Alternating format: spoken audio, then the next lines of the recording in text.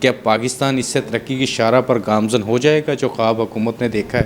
حکومت کو چاہیے کہ امیجیٹلی بزنس کمیونٹی کے ساتھ بیٹھے، تو جب جی حضوری سے مشورہ کر کے آپ کام کریں گے تو پھر یہ ہوگا جو اس وقت پینک ہوا ہے۔ میں نے آج اڑتی افواہ سنی کہ جی جو فورن ریمیٹنس آ رہی ہیں اس میں بھی انہوں نے کچھ لگا دیا ہے۔ صنعتیں آپ بند کرتے جا رہے ہو، سیل ٹیکس ریفنڈ آپ نہیں دے رہے، گرفتاریاں آپ نے شروع کر دی، ہاسپٹلوں پہ ریٹیں آپ نے شروع کر دی۔ بندہ پکڑا وہی جاتا ہے جو رشوت نہیں دیتا، جو رشوت دے رہا ہو، جو انڈر دی ٹیبل چل رہا ہو، اس کا سارا کچھ ایسا ہے۔ اس میٹنگ میں منسٹر صاحب کہہ رہے تھے کہ فیصلہ ہم نے بڑا اچھا ایک کام کیا۔ بھائی کہاں سے اچھا کر دیا آپ نے؟ فیصلہ تو برباد کر دیا پاکستان کو۔ کیا ٹیکس دینے کے بعد ان کو بھی اسی طرح فیسیلیٹیٹ کیا جاتا ہے جس طرح پاکستان کا امپورٹر ایکسپورٹر اور صنعت کار فیسیلیٹیٹ ہوتا ہے ریاست کے ہاتھوں؟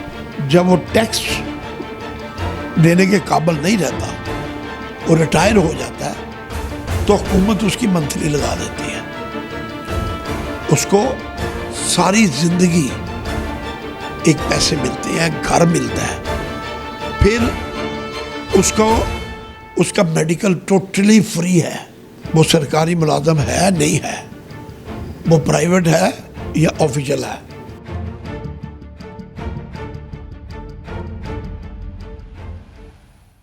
بسم اللہ الرحمن الرحیم۔ السلام علیکم، میں ہوں Abdul Hannan Chaudhry, PNN digital media T V سے۔ صدر Lahore chamber of small traders small industry Chaudhry Muhammad Amjad Sahab کے ساتھ ہم ان کے آفس میں موجود ہیں۔ چودھری صاحب حالیہ دنوں برطانیہ سے اپنا بزنس ٹور مکمل کر کے پاکستان پہنچے ہیں، دنیا کے دیگر ممالک میں آتے جاتے ہیں، کاروباری، اقتصادی، صنعتی امور کے ساتھ امپورٹ ایکسپورٹ کو بہت بہتر طریقے سے سمجھتے ہیں، اور پچھلے 20-50 سالوں میں حالیہ جو کچھ عرصے میں جن ممالک نے ترقی کی منازل طے کی ہیں ان کے ترقی کے سفر کو بھی بہت بہتر طریقے سے سمجھتے ہیں۔ آج ان سے یہ جاننے کی کوشش کریں گے کہ حکومت پاکستان ملک کو ترقی کی شاہراہ پر گامزن کرنا چاہتی ہے، اس حوالے سے حکومت پاکستان اور FPR جو قانون سازی کر رہی ہے، جو نئے اقدامات کر رہی ہے، کیا واقعی وہ تمام اقدامات پاکستان کو ترقی کی جانب گامزن کر سکتے ہیں یا نہیں، یہ جاننے کی آج ہم کوشش کریں گے۔ چودھری صاحب، وقت دینے کا بےحد شکریہ۔ UK سے آپ پاکستان آئے ہیں، UK کے مروزی اور مجموعی حالات کو بھی سمجھتے ہیں، ذرا بتائیں یہ 37AA، 31AA اور 40 اور FBR جس طرح کے اقدامات کر رہی ہے، کیا پاکستان اس سے ترقی کی شاہراہ پر گامزن ہو جائے گا جو خواب حکومت نے دیکھا ہے؟ بسم اللہ الرحمن الرحیم۔ یہ سب ہماری بدقسمتی ہے کہ جب بھی یہ ملک پٹری پہ چڑھتا ہے، ترقی کی طرف گامزن ہوتا ہے، تو اس طرح کے انتظامات کیے جاتے ہیں کہ یہ پٹری سے اتر جائے۔ میری نظر میں اس حکومت نے اور عسکری قیادت نے مل کے اس ملک کو پٹری پہ چڑھا دیا تھا، ملک ترقی کی طرف گامزن ہو گیا تھا، بجلی کے ریٹ بھی نیچے آ رہے تھے، انٹرسٹ ریٹ بھی نیچے آ گیا، مہنگائی بھی نیچے آ گئی، لیکن کچھ انتظامات، کچھ احکامات ایسے کیے جا رہے ہیں جس سے ملک آگے جانے کی بجائے یہ رک جائے گا۔ یہ اب نہیں ہو رہا، یہ ہماری بدقسمتی ہے کہ یہ ہمیشہ سے ہمارے ساتھ یہی ہوتا ہوا ہے۔ پچھلی حکومتوں میں بھی دیکھ لیں، جب بھی ملک کسی پٹری پہ چڑھتا ہے تو بریکیں لگانے والے بیچ میں آ جاتے ہیں۔ کیا وجہ ہے؟ کیوں ہوتا ہے؟ اس وقت تو یہ بالکل نہیں ہونا چاہیے، کیونکہ اس وقت تمام لوگ ایک پیج پہ ہیں، بزنس کمیونٹی بھی، حکومت بھی، عسکری قیادت بھی، بیوروکریٹ بھی، یہ ایک پیج پہ ہے۔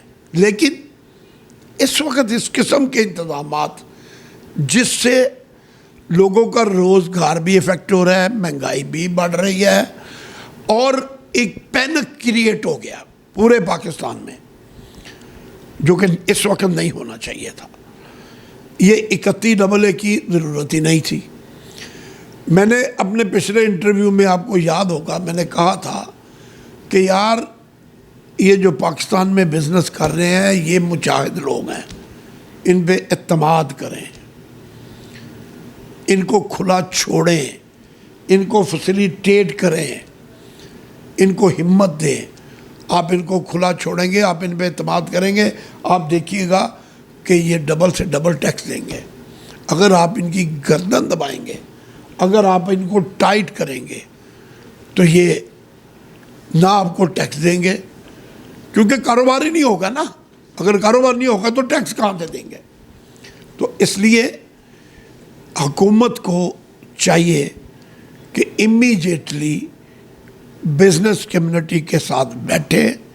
فیڈریشن ہے, چیمبر ہے, ایسوسیشنیں ہیں, لیکن حکومت کی بدقسمتی ہے یا دشمنوں کی دشمنوں کی کاریگری کہہ لیں, جو اس ملک کے دشمن ہیں, کہ وہ ان لوگوں کو سامنے لاتے ہیں جو فوٹو سیشن ہے, جو جی حضور ہے. تو جب جی حضوری سے مشورہ کر کے آپ کام کریں گے تو پھر یہ ہوگا جو اس وقت پینک ہوا ہے. اور اگر آپ اصل سٹیک ہولڈر کو لے کے آئیں گے, اصل بندوں کو لے کے آئیں گے, تو آپ کے معاملات, اس ملک کے معاملات جس طرح ایک دم ہم چلے تھے, اور اللہ نے ہمیں انڈیا کے معاملے میں بھی فتح دی, باقی معاملوں میں بھی فتح ہوتی جا رہی ہے. پوری دنیا میں اس وقت پاکستان ہو رہا ہے, لیکن ہم اپنے اندر اس ملک کو خراب کرنے کے لیے چل پڑے ہیں. میں نے آج اڑتی افواہ سنی کہ جی جو فورن ریمیٹنس آ رہی ہیں اس میں بھی انہوں نے کچھ لگا دیا ہے, اس میں کچھ ریبیٹ تھا وہ بند کر دیا. او بھائی, اگر فورن ریمیٹنس آپ کی بند ہو گئی, لوگ ہونڈی کی طرف چلے گئے, لوگ دوسرے ذرائع پہ چلے گئے, تو بھائی کیا بنے گا اس ملک کا؟ آپ صنعتیں آپ بند کرتے جا رہے ہو, سیل ٹیکس ریفنڈ آپ نہیں دے رہے, گرفتاریاں آپ نے شروع کر دی, ہاسپٹلوں پہ ریٹیں آپ نے شروع کر دی, تو یہ کیسے چلے گا؟ اپنی تو سمجھ سے باہر ہو گئی ہے بات. پوری دنیا ترقی کرتی ہے اپنے بزنس مین کو تحفظ دے کے, اپنے بزنس مین کو ایک پاور دے کے, اپنے بزنس مین کو فیسیلیٹیٹ کر کے. ہمارے ہاں بزنس مین کو ٹائٹ کیا جاتا ہے. یہاں کہا جاتا ہے کہ بھی آپ ٹیکس دے رہے ہو, ثابت کرو کہ آپ چور نہیں ہو. سارا سال یہی ثابت کرنے میں, یہی خطرے میں نکل جاتا ہے کہ یار کوئی آ نہ جائے, کہہ نہ دے کہ آپ چوری آپ نے کی ہے. حالانکہ بالکل کلیئر بات ہوتی ہے, جو ریٹرنیں دی ہوتی ہیں بڑی سوچ سمجھ کے جینون ریٹرنیں دی ہوتی ہیں, لیکن اندر ایک ڈر ہوتا ہے کہ یار اس میں ہم نے رشوت نہیں دی, کیونکہ جینون تھا, پکڑا ہی نہ جائے. کیونکہ بندہ پکڑا وہی جاتا ہے جو رشوت نہیں دیتا. جو رشوت دے رہا ہو, جو انڈر دی ٹیبل چل رہا ہو, اس کا سارا کچھ یس ہے, یا پھر اس کا یس ہے جو ٹیکس دے ہی نہیں رہا. بات یہ ہے کہ آپ بار بار کہتے ہیں رجسٹر نہیں ہوتے. سمپل حل ہے آپ کے پاس. بجلی کے بل میں آپ سیل ٹیکس بھی لے رہے ہیں, بجلی کے بل پہ آپ انکم ٹیکس بھی لے رہے ہیں, بجلی کے بل پہ آپ ٹی وی لائسنس بھی لے رہے ہیں, اس کے اوپر آئی ڈی کارڈ بھی لکھا ہوتا ہے, آئی ڈی کارڈ نمبر بھی لکھا ہوتا ہے. اور بھائی اس کو سب کو رجسٹر کر لیں, وہی سیل ٹیکس ڈالیں, وہی انکم ٹیکس ڈالیں, ان کی ریٹرن میں سال بعد اس کو رجسٹر کر لیں کہ یہ اس کا ٹیکس آ گیا. ہر بندہ تو ٹیکس دے رہا ہے, آپ کہتے ہیں ٹیکس نہیں دے رہا. کوئی ڈائریکٹ ٹیکس دے رہا ہے, کوئی انڈائریکٹ ٹیکس دے رہا ہے. اس لیے خدا را اس بزنس مین کو کے حال پہ رحم کرے. آپ نے فیس لیس کو کیا, آپ کا فیس لیس. ابھی میں سن رہا تھا, ہماری فیڈریشن کی میٹنگ ہو رہی ہے, میں زوم پہ ہی ہوں ابھی اس میٹنگ میں. تو اس میٹنگ میں منسٹر صاحب کہہ رہے تھے جی فیس لیس ہم نے بڑا اچھا ایک کام کیا بھائی, کہاں سے اچھا کر دیا آپ نے, فیصلہ تو برباد کر گیا پاکستان کو, پاکستان کی اکانومی کو بیڑا غرق کر دیا اس نے. کوئی کنسائنمنٹ آپ کی 10-12 دن سے نیچے کلیئر نہیں ہو رہی, جو 2 دن میں 1 دن میں کلیئر ہوتی تھی. اور وہی ایک آئٹم $1 میں ہو رہی ہے, وہی آئٹم $2 میں ہو رہی ہے, وہی آئٹم $3 میں ہو رہی ہے. کوئی کرائٹیریا ہی نہیں ہے. وہ جو دل کرتا ہے کسٹم افسر کا, اپریزر کا, وہ ٹھگا ٹھگ ٹھوکی جا رہا ہے, رگڑی جا رہا ہے, اڑائی جا رہا ہے. ڈیمریج ڈیٹینشن دے دے کے لوگ پاگل ہو گئے ہیں. لوگوں نے امپورٹ کم کر دیا. آپ اپنا دیکھیں نا, ہمیں چھوڑ دیں, آپ کے پاس ایک جی ڈی کا ریکارڈ ہے, آپ اپنا ریکارڈ نکالیں نا, چیک کر لیں کہ پہلے جی ڈیاں کتنی دیر میں کلیئر ہو رہی تھی, اب جی ڈیاں کتنی دیر میں کلیئر ہو رہی ہیں. آپ کے سامنے واضح آ جائے گا. ایف بی آر سے کچھ چیز چھپی تھوڑی ہوئی ہے, ایک بٹن مارے گا کمپیوٹر میں ہر چیز آ جائے گی.